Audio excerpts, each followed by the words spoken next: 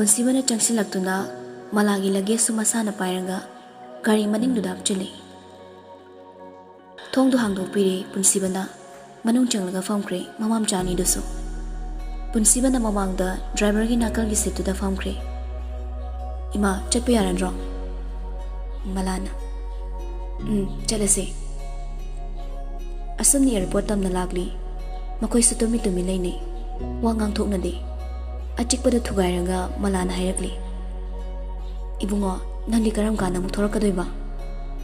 "ꯏꯃꯥ, ꯑꯩꯁꯨ ꯆꯞ ꯆꯥꯕ ꯈꯪꯗ꯭ꯔꯤ."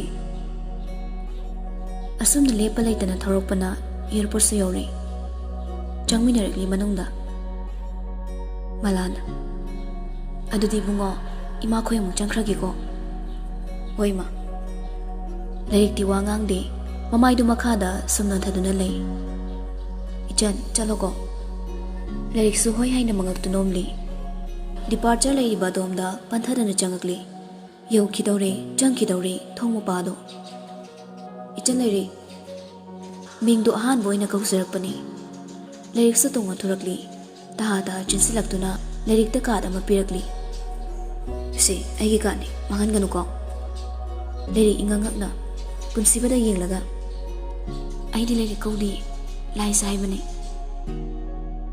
ꯄꯨꯟꯁꯤꯕ ꯃꯂꯥꯗ ꯍꯥꯏꯐꯦꯠ ꯌꯦꯡꯉꯤ꯫ ꯃꯂꯥꯅ, "ꯏꯕꯨꯡꯉꯣ, ꯃꯥꯅꯤ, ꯑꯩꯒꯤ ꯏꯆꯥꯒꯤ ꯃꯤꯡ ꯂꯥꯏꯖ." ꯄꯨꯟꯁꯤꯕ ꯉꯛꯅ ꯍꯥꯏꯔꯛꯂꯤ, "ꯀꯔꯤ, ꯂꯥꯏꯔꯤꯛ ꯍꯥꯏꯁꯤꯅ?"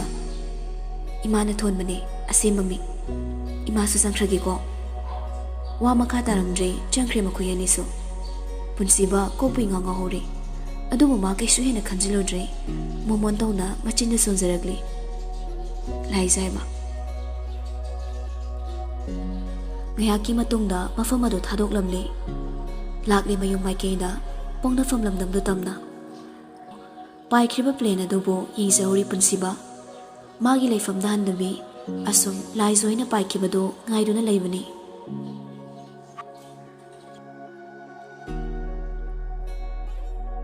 ꯄꯨꯡ ꯈꯔꯒꯤ ꯃꯇꯨꯡꯗ ꯌꯧꯔꯛꯂꯦ꯫ ꯁꯅꯥꯅ ꯏꯊꯛ ꯍꯧꯕ ꯂꯝ, ꯂꯨꯄꯥꯅ ꯀꯣꯡꯒꯣꯜ ꯊꯤꯟꯕ ꯂꯝ, ꯄꯣꯡꯅꯐꯝ ꯂꯝꯗꯝ, ꯁꯅꯥ ꯂꯩꯕꯥꯛ ꯃꯅꯤꯄꯨꯔ꯫ ꯑꯁꯨꯝꯅ ꯐ꯭ꯂꯥꯏꯠꯇꯨ ꯂꯦꯟꯗꯤꯡ ꯇꯧꯒꯗꯧꯔꯦ ꯍꯥꯏꯅꯔꯛꯄꯗꯨꯗ ꯎꯏꯔꯨꯝ ꯇꯧꯔꯝꯕ ꯃꯃꯤꯠꯇꯨꯁꯨ ꯇꯞꯅ ꯄꯥꯡꯉꯛꯂꯤ꯫ ꯊꯣꯡꯅꯥꯎꯗꯨꯗ ꯌꯦꯡꯊꯣꯛꯂꯨꯏ꯫ ꯈꯪꯂꯦ ꯃꯥꯁꯨ ꯑꯗꯨꯝ ꯆꯤꯡꯂꯣꯟ ꯀꯌꯥꯅ ꯀꯣꯏꯁꯤꯜꯂꯤꯕ ꯂꯝꯗꯝ ꯑꯗꯨ ꯎꯕꯗ꯫ ꯂꯦꯟꯗꯤꯡ ꯇꯧꯕꯒ ꯑꯦꯔꯥꯏꯚꯦꯜ ꯑꯗꯨꯗꯒꯤ ꯊꯣꯔꯛꯂꯒ ꯃꯂꯥ ꯃꯥꯒꯤ ꯐꯣꯟꯗꯨ ꯂꯧꯊꯣꯛꯂꯤ꯫ ꯀꯅꯥꯗꯅꯣꯃꯁꯨ ꯀꯣꯜ ꯇꯧꯈ꯭ꯔꯦ꯫ ꯑꯀꯣꯏꯕꯗꯨ ꯍꯥꯏꯐꯦꯠꯁꯨ ꯀꯩꯂꯩ ꯂꯩꯗꯨꯅ ꯌꯦꯡꯂꯤ꯫ "ꯃꯦꯗꯥꯝ." ꯃꯂꯥꯁꯨ ꯅꯥꯀꯟꯗ ꯌꯦꯡꯊꯣꯛꯂꯨꯏ꯫ "ꯁꯛꯍꯦꯟ, ꯅꯪ ꯊꯤꯔꯤꯕꯅꯤꯅꯦ ꯑꯩꯁꯦ." ꯁꯛꯍꯦꯟꯅ, "ꯏꯆꯟ ꯂꯥꯏꯖ, ꯅꯁꯥ ꯀꯩꯁꯨ ꯇꯧꯗ꯭ꯔꯦꯗꯅ?" ꯂꯥꯏꯖ ꯃꯃꯥꯒꯤ ꯅꯥꯀꯣꯡ ꯃꯌꯥꯗ ꯆꯪꯁꯤꯜꯂꯒ ꯍꯥꯏꯔꯛꯂꯤ, "ꯏꯃꯥ, ꯃꯥꯗꯤ ꯀꯅꯥꯅꯣ?" "ꯇꯥꯗ ꯀꯧꯋꯣ." ꯁꯛꯍꯦꯟꯅ, "ꯃꯦꯗꯥꯝ, ꯁꯣꯝꯗ ꯂꯥꯛꯄꯤꯔꯣ." ꯁꯛꯍꯦꯟꯅ ꯃꯥꯡ ꯊꯥꯗꯨꯅ ꯆꯠꯂꯤ꯫ ꯃꯈꯣꯏ ꯑꯅꯤꯁꯨ ꯁꯛꯍꯦꯟꯒꯤ ꯃꯇꯨꯡ ꯏꯟꯅꯔꯤ꯫ ꯑꯁꯨꯝꯅ ꯒꯥꯔꯤ ꯄꯥꯔꯛ ꯇꯧꯐꯝꯗꯨ ꯌꯧꯔꯦ꯫ ꯃꯈꯣꯏꯒꯤ ꯂꯒꯦꯖꯇꯨꯁꯨ ꯒꯥꯔꯤꯗ ꯍꯥꯞꯆꯤꯟꯈ꯭ꯔꯦ꯫ ꯑꯦꯌꯔꯄꯣꯔꯠꯇꯒꯤ ꯊꯣꯔꯛꯂꯒ ꯃꯌꯨꯝ ꯇꯝꯅ ꯒꯥꯔꯤꯗꯨ ꯊꯧꯔꯛꯂꯤ꯫ ꯂꯥꯏꯖꯅ, "ꯏꯃꯥ, ꯑꯩꯈꯣꯏ ꯌꯨꯝꯁꯦ ꯀꯥꯏꯗ ꯂꯩꯕꯅꯣ? ꯑꯩ ꯀꯣꯛ ꯉꯥꯎꯔꯦ." ꯌꯧꯗꯣꯔꯦ." ꯂꯥꯏꯖ ꯆꯠꯂꯤꯕ ꯂꯝꯕꯤꯗꯨꯗ ꯃꯨꯟꯅꯁꯨ ꯌꯦꯡꯂꯤ꯫ ꯂꯝꯕꯤꯒꯤ ꯅꯥꯀꯟꯗ ꯐꯝꯂꯤꯕ ꯗꯨꯀꯥꯟꯁꯤꯡ ꯑꯗꯨꯒꯤ ꯃꯊꯛꯇꯁꯨ ꯊꯦꯠꯂꯤꯕ ꯕꯣꯔꯗꯁꯤꯡ ꯑꯗꯨꯗ ꯊꯥꯔꯤꯕ ꯂꯝꯁꯤꯡ ꯑꯗꯨꯁꯨ ꯌꯦꯡꯂꯤ꯫ ꯃꯌꯨꯝ ꯌꯧꯔ ꯃꯥꯜꯂꯦ꯫ ꯃꯂꯥꯅ ꯒꯥꯔꯤꯗꯨ ꯈꯥꯝꯃꯛꯂꯤ꯫ "ꯏꯃꯥ, ꯌꯧꯔꯕꯣ?" ꯃꯂꯥꯅ, ꯌꯧꯔꯦ. ꯀꯨꯝꯒꯅꯨꯁꯦ, ꯑꯗꯨꯝ ꯇꯣꯡꯉꯨ." ꯁꯛꯍꯦꯟꯅ ꯀꯨꯝꯊꯔꯒ ꯒꯦꯠꯇꯨꯁꯨ ꯍꯥꯡꯗꯣꯛꯂꯨꯔꯦ꯫ ꯑꯗꯨꯗꯒꯤ ꯑꯃꯨꯛ ꯂꯥꯛꯇꯨꯅ ꯒꯥꯔꯤꯗꯨ ꯊꯧꯖꯤꯜꯂꯛꯂꯤ ꯗꯥꯏꯔꯦꯛ ꯁꯨꯃꯥꯡ ꯇꯝꯅ꯫ ꯂꯥꯏꯖ ꯌꯨꯝꯒꯤ ꯑꯀꯣꯏꯕꯗꯨ ꯍꯥꯏꯐꯦꯠ ꯀꯣꯏꯂꯩ ꯂꯩꯗꯨꯅ ꯌꯦꯡꯂꯤ꯫ ꯃꯂꯥꯅ, "ꯏꯕꯦꯝꯃ, ꯀꯩꯗꯧꯔꯒꯦ? ꯆꯪꯉꯁꯤ ꯂꯥꯛꯑꯣ." ꯂꯥꯏꯖꯁꯨ ꯃꯃꯥꯒꯤ ꯃꯇꯨꯡꯗ ꯇꯞꯅ ꯆꯪꯃꯤꯟꯅꯔꯛꯂꯤ꯫ "ꯏꯃꯥ, ꯑꯩ ꯀꯥꯅ ꯀꯔꯣꯝꯗꯅꯣ?" "ꯁꯤꯗ ꯀꯥꯈꯠꯂꯣ. ꯀꯥ 3 ꯂꯩꯕꯅꯤ, ꯑꯍꯥꯟꯕꯗꯣ ꯅꯪꯒꯤ ꯀꯥꯅꯤ."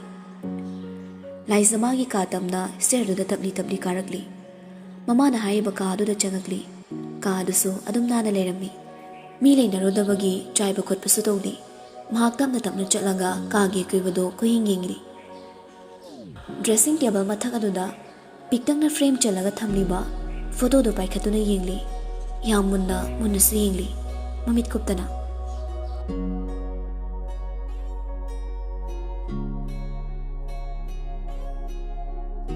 Somdani school suti thamaga loyimba mayamabu lakpa ngairi. Ngaina adwaida taram manungsingdo kaw-kawduna haifet chali. Ibungo. Sonthangna ba khonjelda korokpani. Loyimba ngakna mamaido haife leithokduna yengloi. Mamai bemado leptuna leiramli. Loyimba so taniklaba khonjelda tamna korokli. Mama. Lao. Imani. Ima kongi lao. Ichagi achaposu leiri. Nupido masabu saba mikupta ningamdana pirang sintharakli. Loyimbaso mamagi manangta changsili. Masu kapli. Lamchat kamlurabaso mamani. Mabu hek pokchaba mama. Karigidi nungshiroi. Taibang pasida imadagi henba laite hainaribani. Machagidama purakliba khawdudagi achapo packet ama lauthoklaga maku khokli. Aduga loyumbada lauthoklagi ilakli. Loyumbaso pirang sinta ilakli mamagi achapoto tamna sasili. Khangmanga maktraduna mamada konsili. Mahak pena kapli. Mapidu haife taihthoklaga yenglakpada mayambanikto ngarigi nakanda mabu mamit ani suksina leptuna yenglaga leiramli. Loyumba pakhana kolamba mamado fathadokli. Ima aisalagi. Hato niki manakta sangjarakli. Nupiduso machagini haina leijarakpa sapoto pau piba ngamaudre. Loyumba mapidu sasate thoklaga niki manakta lepli makuktuso nontharap tawna lepli. Sir, ay lale sir. Ay matungda imago nararoi. Ay imana piba sapos laudi. Ay imabu nungshidi. Suknung nungshidi. Ay imabu nungshidi. Wangang na loyumbado higiglaw na kapthorakli. Mahakaptanaba panakanani khangmani. Adubo khamanga magdre sungang mamdre. Karibu khanmano nungshi haitaba misakla. Thamay padaba mitamla. Tumilayang manigso tamna hairagli. Chalase. Gari do kado na start over hori. Mayamba bukiba na apopi mamado hanafawa yengamdre. Gari do sa tongna mapisin tharagli loyumba. Pumna magsinikso khanglibani. Adabu kay shuayrodre. Khangdaba magom tumin tasili. Waso kang thoklodre. Asumna sumlakpada Mangolda manesi bebe mamadi mapabong siyamga wari sado na leiramli. Loyumbagi maithong ubada siyam na hairagli. Atomba kidore nayambasina saybira. Bebemna. Hayo loyumba kidoragi yabo. Siyam machano panikto silaga karasawang na nairi. Angang siya mo kidobire. Nikwa machet amatangang namda prabab changkri. Loyumba na. Pabo, ngari tongbada mitanungsit fusilakpa. Aduda full changkibani. Ipadi pakhaluredana. Chalo namito ising asambana singniya chamthoro. Bem naso. Chalo nesi sunya charawana machak thibiram lagi. Ngayak leredi noi mamo mulobala ani. Loyum masu sangkre. Bem su saksang changlaga makoy charawana masak tu thibiri.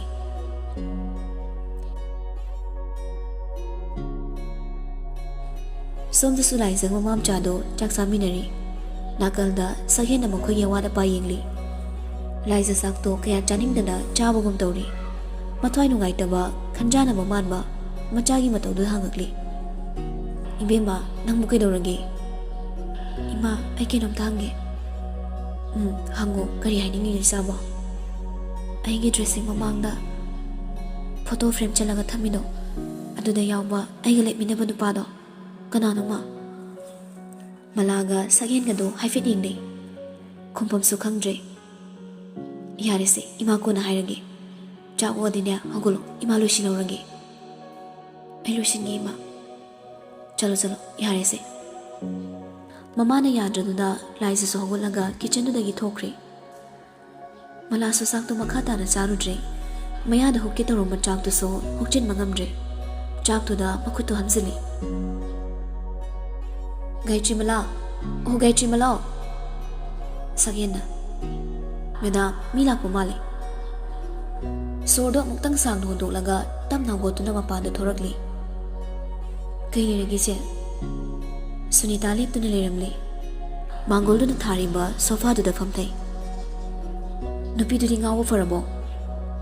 Gaichi mala ping laukri sound hai iche se adubu mi ama oibagi wangang lo sibu kari kairagi achumba singudu haibani Gaichi mala khumudre manaba lemdi khanduna Sunita na yum sida dum lehen kidoiro yum sida lehen drabadi karai dal heluni madu yaroi ni bema tungi khara sukhalo nangai di khara leiraga aluisin ani do asuk yamna yama property me apsimu magi loina ohengdoiro madudi aigya pamani se property ki wafam sida de yeksin birano pigani aini loina pini isa laisa gi mingda leiriba property me apsingse loina osilani madu yaro haidi yaro ni bema isena sida yeksilakpagi kuting silakpagi mathau tadabrana khali he Gaichi mala nangi wangang no khara henmali masigi angau bisida piga dok sarukne aigi sapi bani leise makoi de su khaibi yaina ha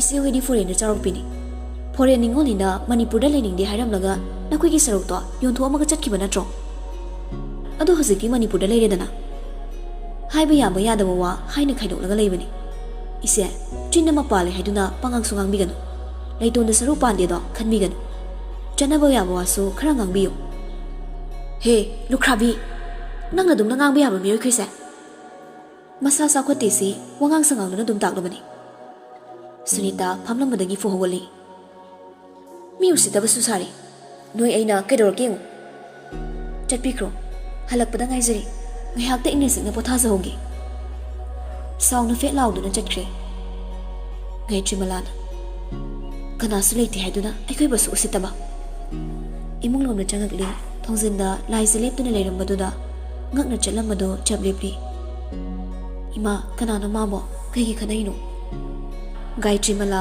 wadu semdok laga khumagli bema angau binida ma lauduna macha sindu sune loina ngauri layenge sel khara piona lamini anduni ma leirani pi khroyadro ho singa sune tangkai khak piraki adudi kanani yadoiba mathoi sulo biroigi hairabani kaino haisimo chago sango yak tang potha zaruro isa sidine kaishu khanjilano laijiso magi kana changkre Gaichi mala soda sang mama doklaga phamel thangbalomda theliba photo duda yamuna yengduna leiri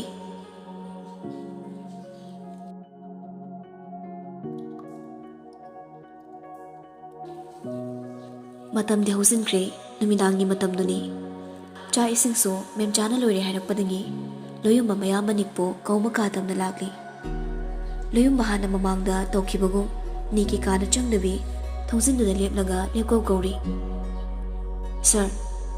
sir khomlaktabaduda amukasu kauri sir ni khonjeladuda khara sangkatlaga khumagli kaino pongka kauri dubo khumaktre haidi koksat kiba yadro loyumba khonjeldo khara taptharanga chaklo hore chawra sinai gi tawni ai saningdi charoi noi sawro pabungna cherakani adaidine apai pona thomani waga makhata zarundre loyumba makhada mo prap laglaga mapabungda paudamni mayamanikdo chaksaning de harakpado hadakti siam noina kaubalakli siam kaishu kongang dabi niki thongdu fathangli nikna chapal do paiduna langakli siam ngakna nakalda haive thaizili masana hulakli ba chapal do palodre niksu loyumba ni khana tawribani mapabung irammaduda fuhogoli pabo siam wala ngangangda machanupagi manangta saksilaktuna masagi yengmaningde lepi aduga makhwangdu khara don tharap tawraga machindaso tamna solakli The Four Winds by Kristin Hanna ngasaini lairik pari wari pari harak pakadogi sana nangbo pangkau kawududa sawninga aba siam machagi marigi sumaduda makhuna pop tharaga chakse puna sathongna matorosi kona paro law oi pam siam makhun anindo maningde pulsilaga tamna ka aduda ki thokre niksu pai leitre laptop to khumjilamaga makhada kumakli mapaga manawasu chak chadabi mabu ngaiduna leiramli nik dining chair amba chingthoklaga famthei mapaga manawgada yenglaga hairakli kainu saro yadro kain sangno toyong bana maroiga boriga thongba thangjing su yawe ꯊꯋꯥꯒ ꯁꯥꯕ ꯅꯠꯇꯦ ꯃꯥ ꯍꯥꯟꯅ ꯆꯥꯕ ꯍꯧꯔꯦ꯫ ꯑꯌꯥ ꯊꯤꯕꯣꯡ ꯆꯥꯎ ꯃꯥ ꯂꯣꯏ ꯆꯥꯏ ꯑꯩꯒꯤ ꯑꯦꯟꯁꯥꯡꯒ ꯈꯥꯛꯇꯤ꯫